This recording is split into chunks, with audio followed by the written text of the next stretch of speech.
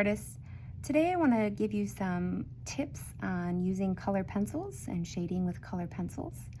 I noticed a lot of you really enjoy color pencils, so I want to give you some tips to try to improve your skills. I noticed a lot of us, when we use color pencils, we hold them like regular pencils, and to get the coloring done quick, we use the side of the pencil and sort of go back and forth, right? And that fills the space in, but that doesn't necessarily take it to the next level or give it like that deep, like rich color. We want vibrant colors in our artwork usually, right? So this might be good for some areas, but you wouldn't want to color a whole piece of art like this. It would be not as exciting. It might be a little boring. So what you're going to want to make sure is that your color pencil is sharp. And then the second thing you're going to want to do is make sure you choose multiple colors. Try to challenge yourself to do some layering. And you can always do it on a test piece first. You could also do some practicing in your sketchbook, or ask me for some different shading worksheets that you can practice on. These are all optional to you. But let me give you a couple tips. So you're gonna want to start out just like this, right? Just like this. So, but if you use the tip of your pencil, it's gonna look a little smoother and a little nicer. So we're gonna start off with nice light pressure, okay? And I'm gonna do a little gradation here for you so you can see the different layering. Okay, so that's layer one.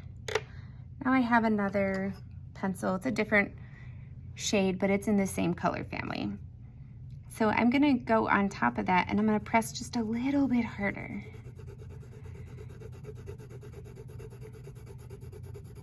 I hope you can see how much,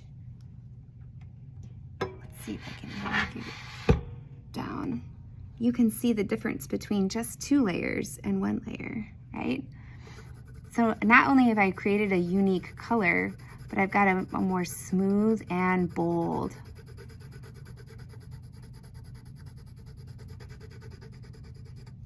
Okay, so I'm gonna add actually another color. I've got a blue, and I'm gonna add it just in the back here so you can see the difference.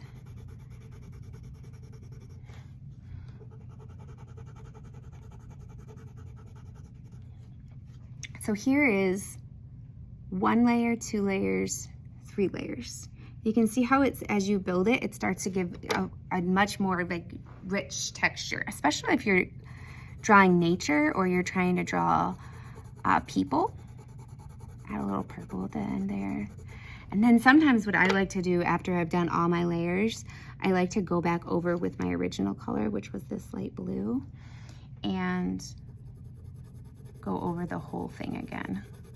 And this helps blend it.